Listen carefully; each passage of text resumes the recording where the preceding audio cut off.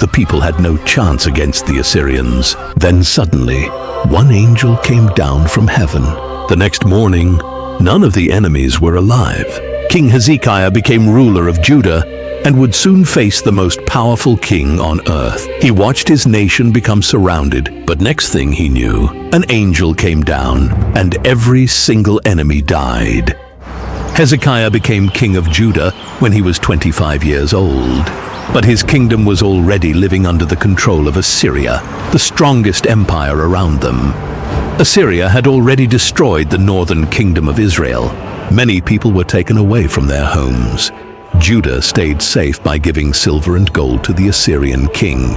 As long as Judah kept paying, Assyria left them alone. But Assyria was not the only problem Hezekiah received from his father. Ahaz had been an evil king. He filled Judah with idols and even sacrificed his own children in the fire to false gods. He shut the doors of God's temple, the lamps went dark, and the people turned away from the Lord. Hezekiah refused to continue his father's ways. As soon as he became king, he opened the temple doors. He called the priests and Levites back to Jerusalem. Then he ordered them to clean every room and remove everything that did not belong there. For days, the men carried dirt and broken objects out of the temple. They cleaned the altar and prepared the holy objects again. The lamps were lit, and songs of worship returned. After years of silence, the people gathered inside God's temple once more. Hezekiah continued removing false worship from Judah. People had even begun worshipping the bronze snake that Moses had made many years earlier. God had once used it to save the Israelites, but now the people treated it like an idol. Hezekiah ordered the bronze snake smashed into pieces. Across Judah, Hezekiah destroyed false altars, broke sacred stones, and cut down the wooden poles used to worship other gods. Then he sent messengers across Judah and into the remaining towns of Israel. They invited everyone to come to Jerusalem for Passover. Some people laughed at the messengers and refused to listen. Others accepted the invitation. Families began traveling toward Jerusalem, and the city soon filled with worshippers. For the first time in many years, the people celebrated Passover together. While Judah returned to God, Hezekiah also made a dangerous decision. He stopped sending payments to Assyria. He would no longer live as the Assyrian king's servant. This decision gave Judah freedom, but it also placed Hezekiah directly against the most powerful king in the region. Hezekiah knew there would be an answer. The answer came from Sennacherib, the new king of Assyria. He sent his large army into Judah and attacked its protected cities. Assyrian soldiers surrounded one city after another. They built paths up to the walls, pushed heavy machines forward, and broke through the gates.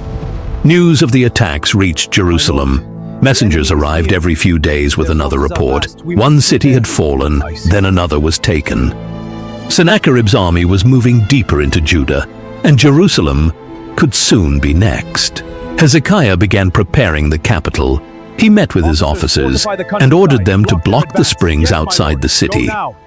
He did not want the Assyrian army to find plenty of water when it arrived. Workers repaired the broken parts of Jerusalem's wall. They built towers and raised another wall outside the first one. Hezekiah also ordered large numbers of shields and weapons to be made. Then he placed officers over the people and gathered them in the city square. "Be strong and brave," Hezekiah told them. "Do not be afraid of the king of Assyria. He has a great army, but the Lord our God is with us. God will fight our battles." The people were encouraged by their king's words. Yet the reports from outside Jerusalem kept getting worse. Sennacherib reached Lachish, one of Judah's strongest cities. His army surrounded it and began attacking its walls. Hezekiah now understood how close the danger had come. He became afraid and tried to stop the attack with money. He sent a message to Sennacherib and admitted that he had rebelled. He promised to pay whatever the Assyrian king demanded. Sennacherib demanded a huge payment. Hezekiah emptied the royal storehouses and took silver from the temple. He even removed gold from the temple doors.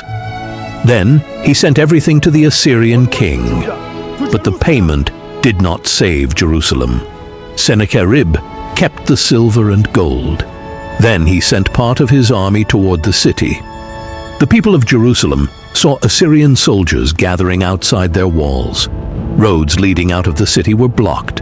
Hezekiah's soldiers took their places at the gates and towers.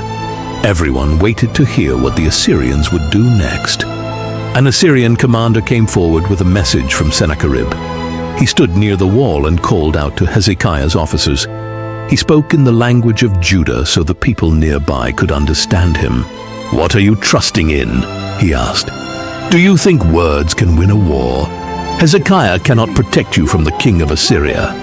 Before we continue, these videos takes hours and hours to make. Please like and subscribe and comment which country you are watching this from. Hezekiah's officers asked the commander to speak in another language. They did not want everyone on the wall to hear his message, but he refused. He wanted the whole city to question Hezekiah. The commander shouted even louder. He told the people not to trust their king. He promised them food and land if they gave up. Then he began mocking the Lord.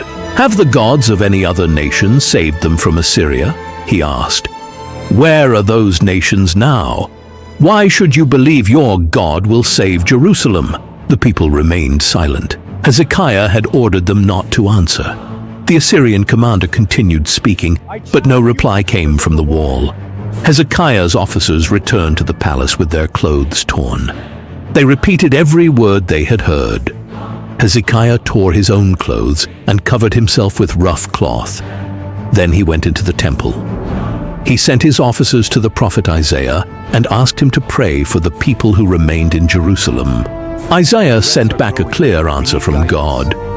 He told Hezekiah not to fear the Assyrian words. Sennacherib would hear troubling news and return to his own land.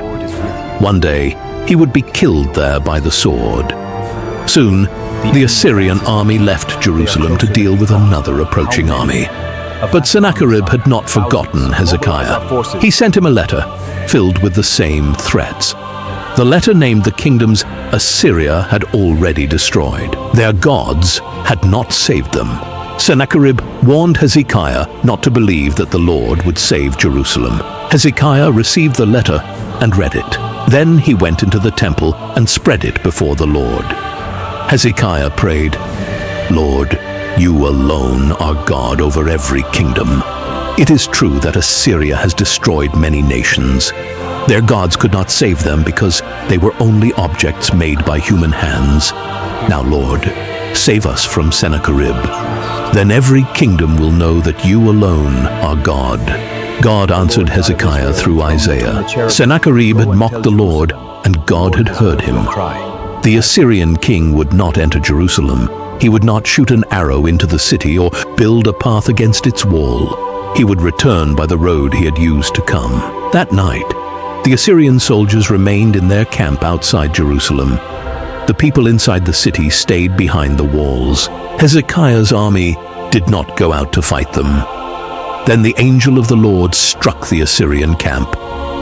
When morning came, 185,000 Assyrian soldiers were dead. The army that had defeated many kingdoms could no longer attack Jerusalem. Sennacherib ended his campaign and returned to Nineveh. But Hezekiah was about to make the biggest mistake of his life. Years later, Sennacherib entered the temple of his own god. While he was worshipping there, two of his sons killed him with swords. They escaped to another land, and another son became king. Isaiah's warning had come true. Sometime during Hezekiah's reign, he became very sick. His strength disappeared, and he could no longer leave his bed. Isaiah came to him with a message from God. "Put your house in order," Isaiah said. "You are going to die. You will not recover." Hezekiah turned his face toward the wall and began to pray. He asked God to remember how he had served him faithfully. Then the king wept deeply. Isaiah left the room and walked through the palace yard. Before he reached the outer gate, God spoke to him again. Isaiah immediately turned around and returned to Hezekiah. He told the king that God had heard his prayer and seen his tears. God would heal him and give him 15 more years of life. On the third day, Hezekiah would be able to enter the temple again. God would also continue protecting Jerusalem from Assyria. Isaiah told the servants to prepare a mixture of figs. They placed it on Hezekiah's painful sore. Hezekiah then asked for a sign that God would truly heal him. Isaiah gave him a choice. The shadow on the palace steps could move forward 10 steps or backward 10 steps. Hezekiah said moving forward would be easy. He asked for the shadow to move backward. Isaiah prayed to God. Then the shadow moved back 10 steps. God healed Hezekiah, just as he had promised. The king recovered and returned to the temple. Hezekiah wrote about his sickness after he became well. He remembered how quickly his life had nearly ended. He thanked God for hearing his prayer and giving him more years. However, Hezekiah later became proud. He had gained great riches and honor. His storehouses held silver, gold, spices, shields, and many valuable objects. He also built places to store grain, wine, and oil. God had blessed him greatly. But Hezekiah began thinking too highly of himself. Messengers soon arrived from Babylon. Their king had heard about Hezekiah's sickness and recovery. He sent letters and a gift to Jerusalem. Hezekiah was pleased that a powerful kingdom had noticed him. He welcomed the messengers and showed them everything he owned. He led them through rooms filled with silver and gold. He showed them his spices, weapons, oil, and every valuable object in his storehouses. He kept nothing hidden. After the Babylonian messengers left, Isaiah came to Hezekiah. "Who were those men?" Isaiah asked. "Where did they come from? And what did they see?" Hezekiah said they had come from the distant land of Babylon. Then he admitted that he had shown them everything. There was nothing in his house that they had not seen. Isaiah warned him that a day would come when Babylon would carry away all the treasure he had displayed. Nothing would be left. Some members of Hezekiah's own family would also be taken away and forced to serve in Babylon's palace. Hezekiah realized that pride had entered his heart. He humbled himself before the Lord, and the people of Jerusalem humbled themselves with him. Because they turned back to God, the punishment did not come during Hezekiah's lifetime. Hezekiah accepted the message from God. He was thankful that Judah would have peace during the years that remained for him. He continued ruling Judah and made Jerusalem stronger.